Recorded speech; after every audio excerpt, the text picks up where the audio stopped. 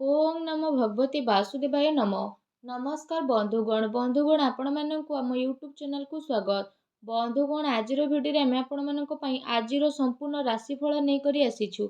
आजिर दिन आपणकर किपरि कटिबो, केउ प्रकार आजिर दिन को प्लानिंग करिवे, आज दिन रे आपणकर लव लाइफ किपरि रहिबो, आपणकर बिजनेस किपरि रहिबो, व्यापार किपरि रहिबो, ग्रह नक्षत्र हिसाब रे आजिर दिन को आपण किपरि भाबरे कटेइबे, केउ जिनिस रे आपणको फायदा मिलिबो, केउ जिनिस रे सावधान रहिबे, ता सहित ग्रह नक्षत्र हिसाब रे ए दिन रे आपणकर लव लाइफ किपरि रहिबो, क्यारियर किपरि रहिबो, बिजनेस आउ व्यापार किपरि रहिबो, आउ स्वास्थ्यर महत्वपूर्ण आउ सठिक इनफॉरमेशन ए भिडियो रे म आपण मानकु देबी। तेणु ए भिडियो को आदौ भी स्किप करंतु नहीं। आजिर दिन आपणकर किपरि कटिबो संपूर्ण सठिक राशिफल आपण मानकु जणाइबी। तो भिडियो आपण समस्तଙ୍କ ପାଇଁ महत्वपूर्ण अटे, तेणु शेष पर्यंत भिडियो को निहाती भाव में देखंतु। भिडियो आरंभ करने पूर्व आपण मानकु रिक्वेस्ट, भिडियो को जदि भी देखुचंती कमेंट बॉक्स रे जय श्री गणेश जय माँ लक्ष्मी अवश्य लिखंतु, जहाद्वारा भगवान श्री गणेश माता लक्ष्मी आशीर्वाद आपको मिलिबो। आसंतु जानिबा किपरि रहिबो आपणको राशि पई आजिर दिन। जदि आमे कहिबा ए दिनर स्थिति विषय रे, तो सबुठार प्रथम आमे कहिबा फ्रेंड्स, ए समय रे आपण कठिन परिश्रम द्वारा जदि कहिबा सब किछि को हासिल करि परिबे, जहार आपणको इच्छा थिला, ता सहित बड़ लोकंकर ए समय रे आशीर्वाद आपणकर संपूर्ण जीवन को बदलाई मध्य देबो। घर परिवार सहित समय व्यतीत करिबा द्वारा मन आपणकर प्रफुल्लित रहिबो।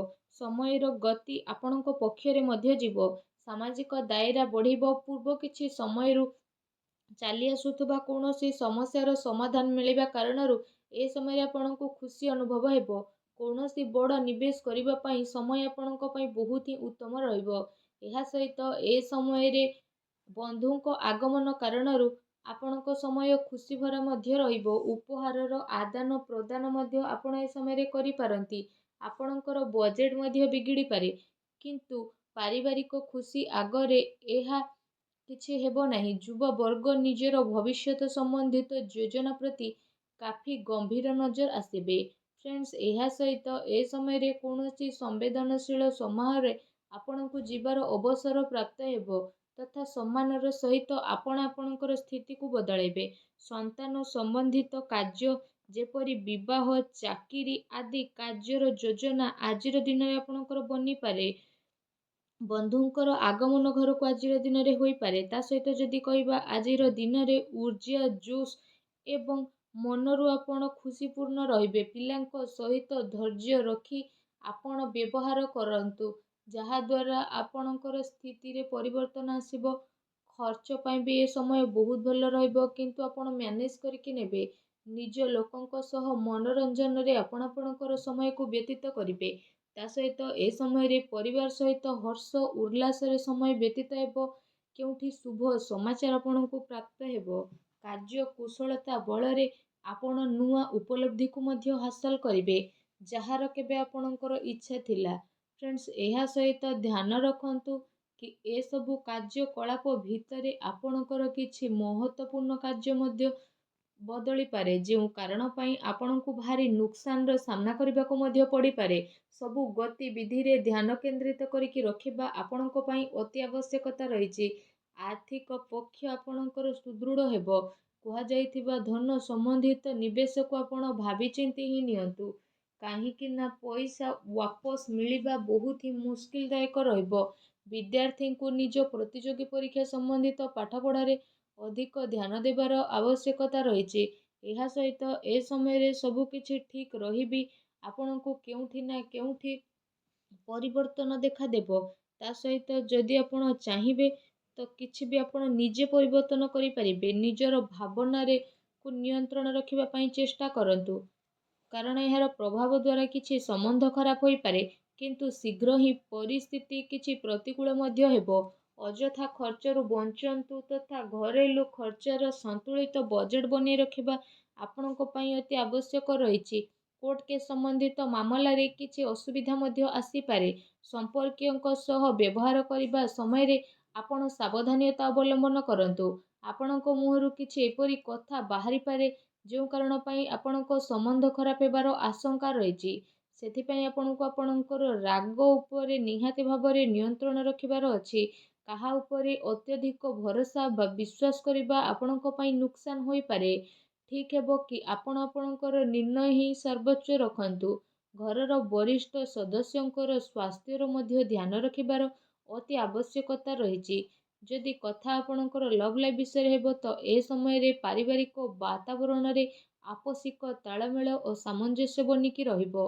ପ୍ରେମ ସମ୍ବନ୍ଧରେ ଜଣେ ଆଉ ଜଣଙ୍କର ଭାବନାକୁ ବୁଝିବାର ଅତି ଆବଶ୍ୟକତା ରହିଛି।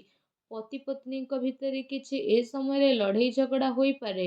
ପ୍ରସଙ୍ଗ ବଦନାମୀ ଆପଣଙ୍କ ଅପଦସ୍ଥର କାରଣ ବନିପାରେ, ତେଣୁ ଟିକେ ସାବଧାନ ରୁହନ୍ତୁ। ଏହା ସହିତ କାମ କାର୍ଯ୍ୟରେ ଚାଲୁଥିବା ଶିଥିଳତାର ପ୍ରଭାବ ପାରିବାରିକ ଜୀବନରେ ଆପଣ ପଡ଼ିବାକୁ ଦିଅନ୍ତୁ ନାହିଁ। ଜୀବନସାଥୀ ତଥା ପିଲାଙ୍କର ପୂର୍ଣ୍ଣ ସହଯୋଗ ଆପଣଙ୍କୁ ପ୍ରାପ୍ତ ହେବ। ଏହା ସହିତ ଆଜିର ଦିନରେ ପାରିବାରିକ ସୁଖ ଶାନ୍ତି ବନିବ। ସନ୍ତାନଙ୍କର ଶିକ୍ଷା ଆଉ କ୍ୟାରିୟର ସମ୍ବନ୍ଧିତ ଗତିବିଧିରେ ଆପଣ ସହଯୋଗ ମଧ୍ୟ ଦେଇପାରିବେ। ଘର ପରିବାରରେ ଆପୋଷିକ ସୌହାର୍ଦ୍ଦ୍ୟ ତଥା ପ୍ରେମ ଆପଣଙ୍କର ବନିକି ରହିବ। ବିପରୀତ ପରିସ୍ଥିତି କାରଣରୁ ପ୍ରେମ ସମ୍ବନ୍ଧରେ ସ୍ଥିତି ଆପଣଙ୍କର ବଦଳିବ। ତା ସହିତ ପ୍ରେମ ଜୀବନ ଦୃଷ୍ଟିକୋଣରୁ ଯଦି କହିବା, ଏ ସମୟ ଆପଣଙ୍କ ପାଇଁ ବହୁତ ହି ମିଲାଜୁଲା ସାବ୍ୟସ୍ତ ହେବ। ଫ୍ରେଣ୍ଡସ୍, ଯଦି କଥା ଆପଣଙ୍କର ବ୍ୟବସାୟ ଆଉ କ୍ୟାରିୟର ବିଷୟରେ ରହିବ ତ ଏ ସମୟରେ ଚାକିରି, ଶିକ୍ଷା ଆଉ କାରବାରରେ ଯଦି କହିବା ଅଧିକ ପରିଶ୍ରମର ଅତି ଆବଶ୍ୟକତା ରହିଛି।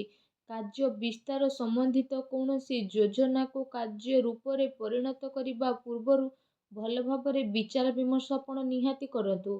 ଚାକିରି ପେଶା ବ୍ୟକ୍ତି ମଧ୍ୟ କୌଣସି ଅପରିଚିତ ବ୍ୟକ୍ତିଙ୍କ ସହ ବ୍ୟବହାର କରିବା ସମୟରେ ସାବଧାନତା ଅବଲମ୍ବନ କରନ୍ତୁ। କାମ କାର୍ଯ୍ୟକୁ ଆପଣ ପୁରା ଗମ୍ଭୀରତାର ସହ ନେଇକି ଯିବେ। ଏ ସମୟରେ ଆପଣ ଏହା ଧ୍ୟାନ ରଖିବାର ଆବଶ୍ୟକତା ରହିଛି କି କେଉଁଠି ଆପଣଙ୍କର ସିକ୍ରେଟ୍ ଲିକ୍ ନ ହେଇଯାଉ। ପାର୍ଟନରସିପ୍ ସମ୍ବନ୍ଧିତ ବ୍ୟାପାରିକ ଗତିବିଧିରେ ଆପଣ ନଜର ରଖନ୍ତୁ। କୌଣସି ପ୍ରକାରର ଧୋକା ଆପଣଙ୍କୁ ହୋଇପାରେ।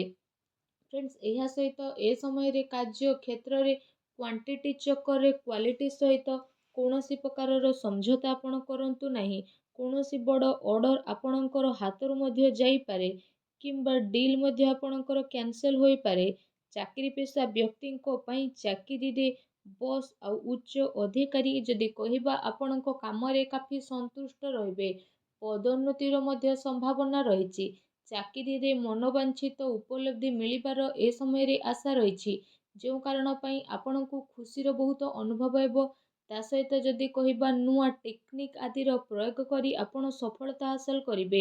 ଲମ୍ବା ସମୟରୁ ଚାଲୁଥିବା କୋର୍ଟ କେସ୍ ମାମଲାରେ ଆପଣଙ୍କୁ ପୂରା ହେବାର ଆଜି ସମ୍ଭାବନା ରହିଛି। ସରକାରୀ ସେବାୟତ ବ୍ୟକ୍ତି କୌଣସି ସମସ୍ୟାରେ ପଡ଼ି ମଧ୍ୟ ପାରନ୍ତି, ତେଣୁ ସାବଧାନ ରୁହନ୍ତୁ।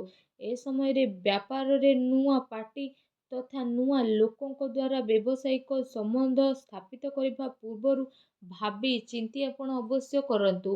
କାହାର କଥାରେ ଆସି ଆପଣଙ୍କର ଅହେତୁ ମଧ୍ୟ ହୋଇପାରେ। ଚାକିରିରେ ସହକର୍ମୀ ଆପଣଙ୍କ ବିରୋଧରେ କିଛି ଉଚ୍ଚ ଅଧିକାରୀଙ୍କର କାନ ଭରି ପାରନ୍ତି। ସେଥିପାଇଁ ଆପଣ ଟିକେ ସାବଧାନ ରୁହନ୍ତୁ। ଆଜି ପ୍ରତିକାର ସ୍ୱରୂପ ମା ଲକ୍ଷ୍ମୀଙ୍କର ପୂଜା କରନ୍ତୁ। ତା ସହିତ ଛୋଟ ପିଲାଙ୍କୁ ଚକୋଲେଟ୍ ଦିଅନ୍ତୁ। ଦେଖିବେ ଆଜିର ଦିନ ଆପଣଙ୍କର ବହୁତ ହିଁ ଶୁଭ ଓ ମଙ୍ଗଳଦାୟକ ସାବ୍ୟସ୍ତ ହେବ। ଧନ୍ୟବାଦ।